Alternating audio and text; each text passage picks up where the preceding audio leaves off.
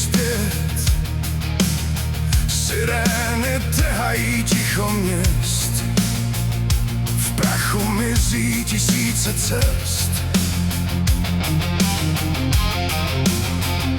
Matka pevně svírá dětskou dlaň, v očích strach a prázdnou dlaň. Mocník kreslí další plán, obyčejný člověk zůstává sám. Kolik slz musí ještě téct, kolik životů musí zmizet, kdo zvedne hlas, až těla smlknou, to vrátí domov těm, co o něj přišli. Mír, to není slabost ani strach, je poslední světlo ve tmách. Nechte děti klidně snít, nechte lidi prostě žít. Ne další hroby, další kříž, jen svět, kde člověk člověku je blíž.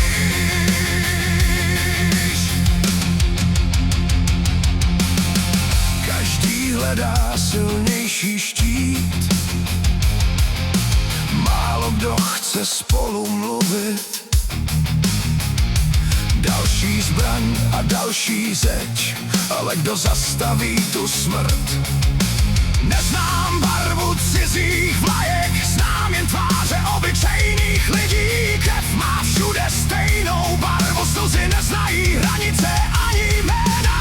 Nechci slyšet hukot zbraní, chci slyšet smích na dětském hřiště.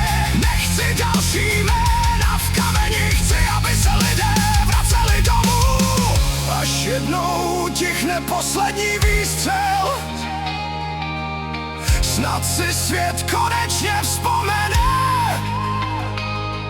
že největší vítězství člověka není v tom, kdo zvítězil.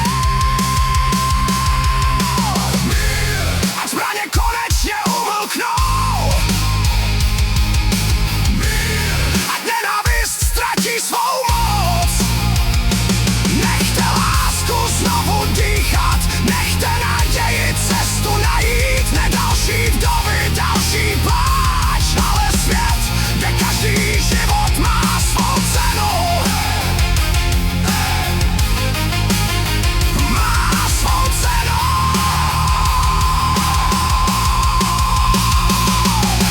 Mír, není to sen, není to slabost, je to odvaha podat ruku dřív, než padne první výstřel. Protože největší vítězství lidstva není vyhraná válka, ale zachovaný mír.